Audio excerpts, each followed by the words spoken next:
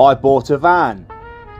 This is a medium wheelbase, high top, 2012 VW Crafter, and I'm going to be spending the next several months converting this into a log cabin style camper van. Episode 5 of my camper build series, where I turn this Volkswagen Crafter into a log cabin. As you can see, I got a lot done since the last video. I said I was just going to get on with finishing the walls and the ceiling. I did say I was hoping to do the solar this video, but it hasn't arrived. Annoyingly, there's been some hiccups and I've had to order a different one. But that's on the way, so the video after this should be the solar. But this time I will be building and installing the bed frame and the slats. I haven't got a mattress yet, so I won't be doing that, but I'll get the basic framework for that done, as well as a few other little bits. Are you ready?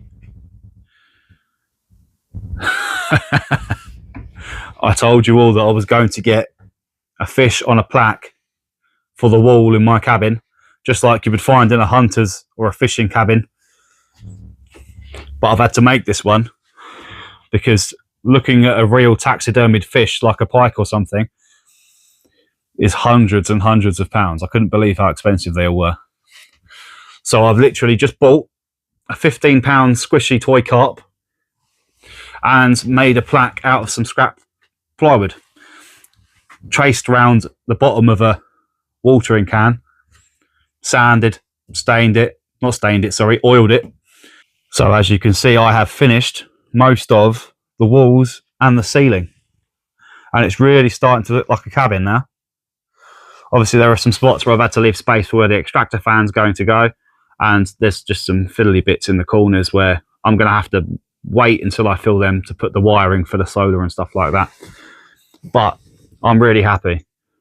And obviously there's plywood below this point, because you're not even going to see that when I put the kitchen worktop and cupboards up and the seating and the bed. That's all going to be behind that, so no point wasting weight and my effort doing any more pallet wood below that level.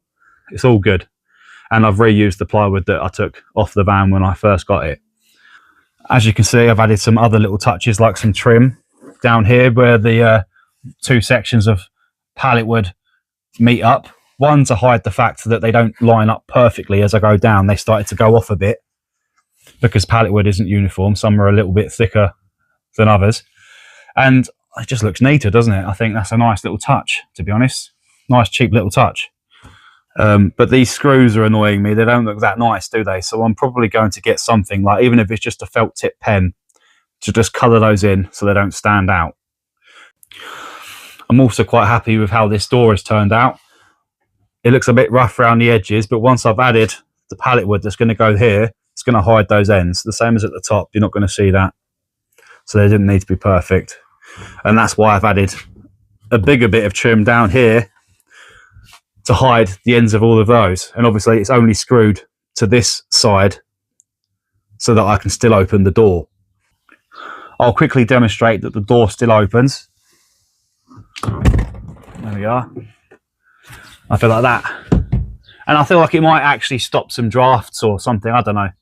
It's just nicer, isn't it? Let's make a start on the bed frame then. This is pretty much what I'm going with. Hopefully that focuses. I've got a piece of this pine, and then I've screwed a length of batten to the bottom of it. One, to strengthen it, and two, I'm going to put the slats on top here, and then they go that way, and then there'll also be enough of a cavity left in the frame itself to slot the mattress. That's the plan. Never built a bed before, but I'm working with what I have to hand and just the little common sense that I do have. So let's get on with it. I've cut this to about the right length. I'm probably going to use a big thick metal screw to screw some blocks like this into the metal of the van, and then sit my beam on top of it. I will most likely reinforce it after that, but I just want to get it up. One thing that took a bit of thought was, how high do I have the bed? And I've pretty much come to the conclusion that I want to be able to sit up in bed, but also have loads of storage underneath. So I've pretty much, it's about as high as it can be up where I can still sit up in bed. I've given myself a few extra inches to allow for the mattress and stuff. But that's pretty much how I've done it, and it seems to very conveniently match up with around the level where I've stopped putting pallet wood, which is nice. So me sitting on my bum on the floor, upright, my head comes to about the second slat, top of the second slat-ish, right? And then so adding a bit of allowance for the thickness of the mattress and just a little extra space, I've figured out I probably want the bed, the top of the bed, to be about 85 centimeters up. This is actually some timber that my mate Tom Fisher got me, that I've cut this from. So there you go, mate. I've finally used a bit of the wood that you picked up for me. There's been a bit too big for some of the other stuff I've been doing. I am making use of it. Just going to pre-drill some holes for the screw so I don't split the wood.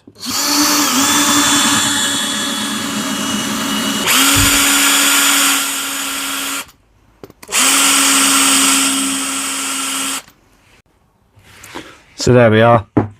Pre-drilled and countersunk these little holes, so this should go through quite fairly nicely. Now I've got to pre-drill the metal because these metal screws are not self-tapping. Bit annoying, but it's all right.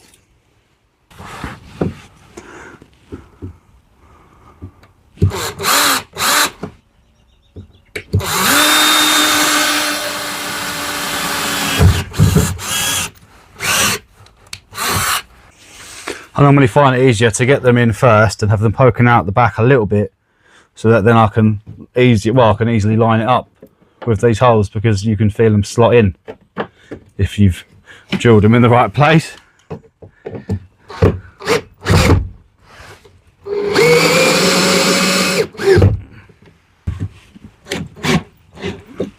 And now it should just slot on top of it. Obviously I'll fix it down, and I know I've already said, but I will be reinforcing it more.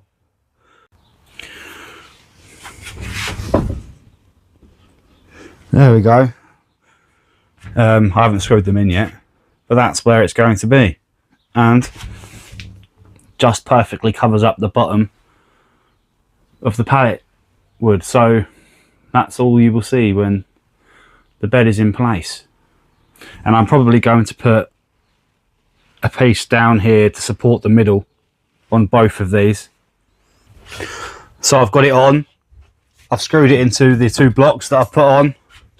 I've also put a big metal bolt from this into here, that way, to stop it twisting, because that was annoying. Now, I've put this bit of 2x4 in the middle to really support it, and I feel like there's no way that's not going to hold our weight now. Especially, obviously, this isn't going to be holding all the weight. I'm going to have another two, aren't I? The main two for the bed, and then the third one, which is the one that will pull out, working as the extendable bed that I am trying to make. There we go. It's looking nice and strong now. I'd definitely take, I reckon I could jump on that if there was room. And yeah, I have space here, but I will make some sort of little bedside shelf to put drinks and phones and, you know, stuff, because I don't want this open. I want this closed off. I want this shed area underneath the bed to kind of be separated from the cabin itself, you know.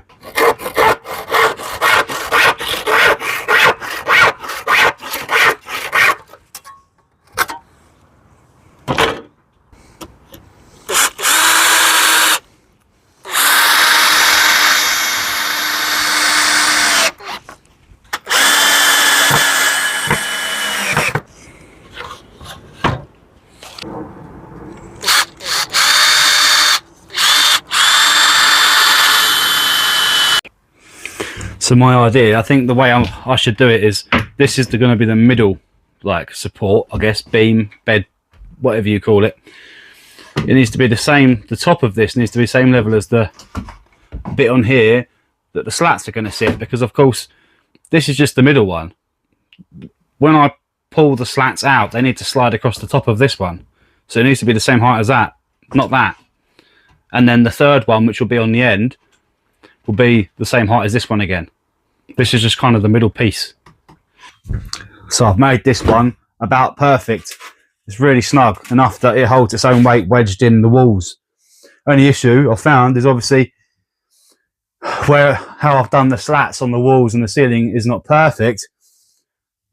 This is lower down than this side. So for it to be level and snug, I've actually had to cut this one, and this is going to be up above the slat, and this one's going to be right on it. And what I've done is I've done this bit before so that I can use that as a way to get the level right. So I'll put this down here on top of where I know that there's a batten underneath the plywood here that I can screw it into. And I put it in about the middle. And I've just been kind of trying to whack it into place. Obviously I'll check it with a tape measure in a minute. I'll push this down on there. And then that should be, well, I might need to tweak the level a little bit and measure it. But that should be the middle one. So how far are we on there? 67.5. 67.5. Come on, not bad at all. Now I just need to make sure that it's level. So that's basically going to be the dimensions of the bed when it's put away. And then there's a line here, look, on the floor where it's going to pull out to. So that's the first, that's like the two struts for like the permanent part of the bed. And for the bit that slides out, I've done another, basically. And then when the bed's put together, put away, it would just be like that. And then when I want to extend it, because I've got Jasmine sleeping in the van with me, I'll pull it out to about here, which makes it like a small double sort of size. Although the plan was that this is going to be like a seating area here. So imagine I've built a chair over the top of these wheel arches, which will also double as storage underneath the chair. And then there'll be like a little table here. It'll probably be removable. And then when I pull this one out, not only has it got the support of these rails, I'll make that table about the same height as this is, so that this part of the bed frame, when it pulls out, can sit on top of the table. Now I want this to be about 10 mil or so higher than this, so that the bed slats will all be even, like level.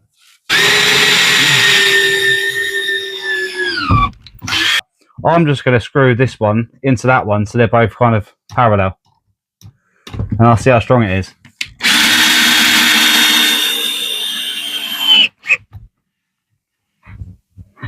Yeah, I'm not sure on it, but what I might do is run something down here.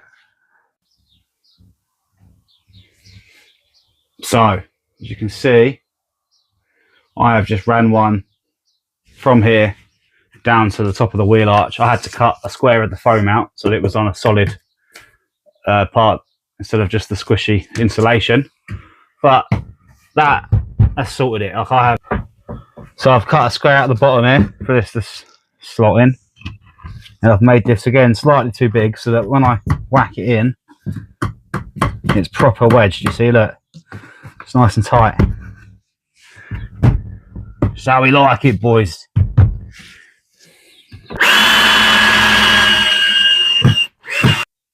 Now I've got to make sure I bury this so it's a nice smooth surface up here for this to glide along. And these are not exactly structural, these are just to kind of stop this thing wiggling around, to be honest. That's my thought process anyway.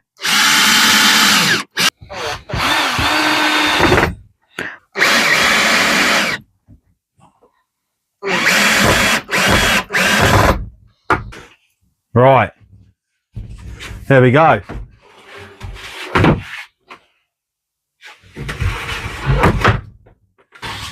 I'm aware that it's not the most elegant or pretty looking contraption, but this is purely just functional and structural. You won't see most of this when I'm finished. Like, this will be hidden behind the seating. This will obviously be under a mattress.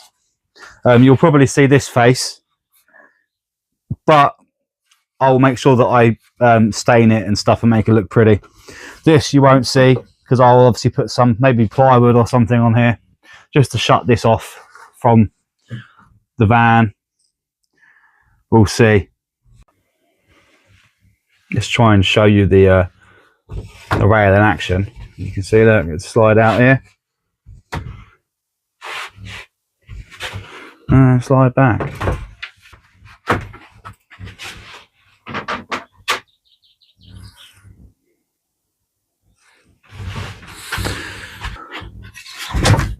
So it's time to put the bed slats on.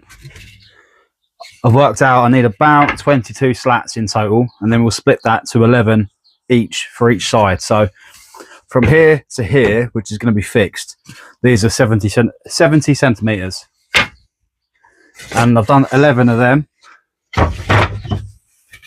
Although I broke one, I'm going to have to do another one, but they'll pretty much go like that.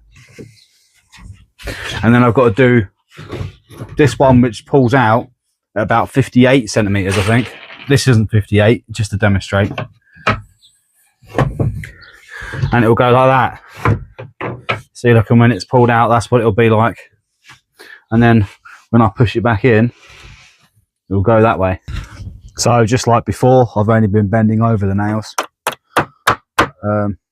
Hopefully they don't stop the sliding mechanism. If I've got to try and make sure that I whack them in deep.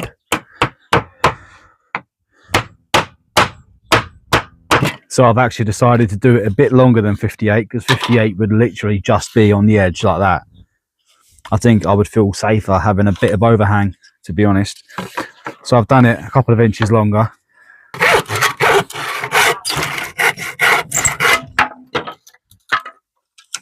And now back to my least favourite job, sanding.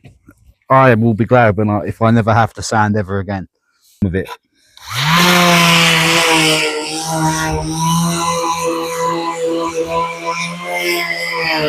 Right. There's the next lot. That should be the right length. I've got it right. Yep, and a bit of overhang, like I said.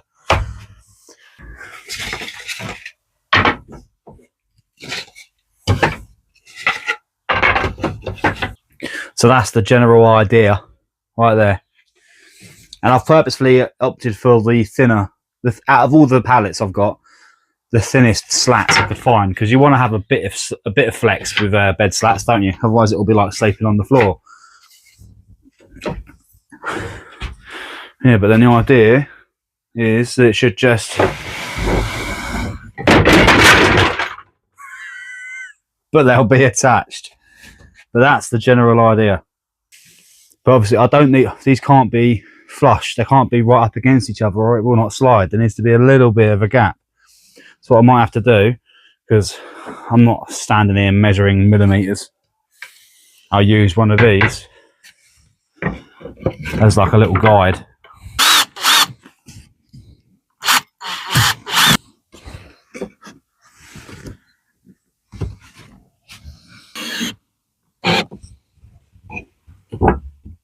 And there's maybe 1 or 2 millimeters either side. Yeah, so that then this one can just, well, not do that, but it'll slide in and out.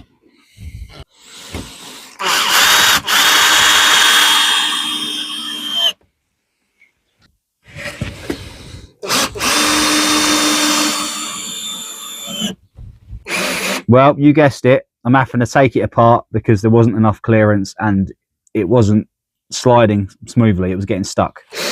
So I've got to move them apart a bit. I've got to make slightly larger gaps in between the slats, basically. Which is fun. But, hey, I was doing it by eye, so whatever. Can't get it right all the time.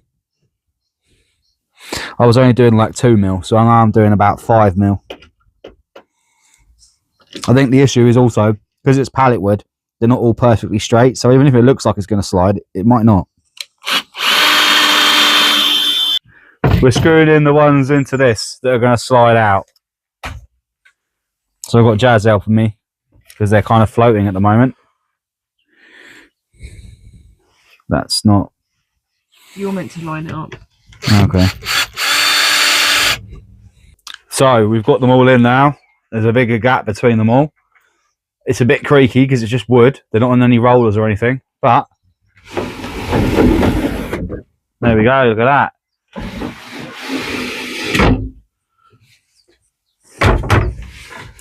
Just only one problem is that when you push it all the way in, they do that. So I'm going to have to put something underneath here just to stop these falling down. But not too shabby. There's your extendable bed. So how did I do it? So go on then. Don't put all your weight on one slat, you'll break it. That's not to do with my build either. You wouldn't do that on a normal bed.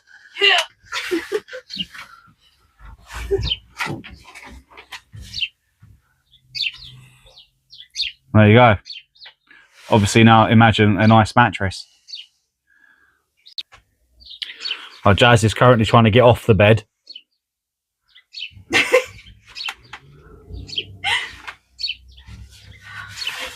It's a big drop down there.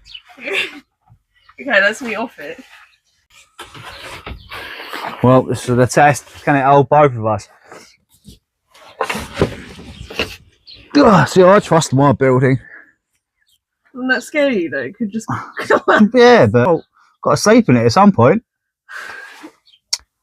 But put your legs down. See, look, Oh, no. it's a bit. Oh, no. That's what I told you. I've got to sleep diagonal. And to be fair, I very rarely sleep straight. I quite sleep like that. So, but I didn't want to waste van space by doing by putting the bed that way. You're gonna have to be on the end like this. Yeah, but I'll just sleep diagonal, won't it? Yeah, it's all good. It's all good. I've screwed a small piece underneath these so that this doesn't tip inwards. See, now they can't tip down that way, which was getting annoying. But I've noticed I've probably got, there's a few of these nails that are catching, so I'm going to have to deal with that.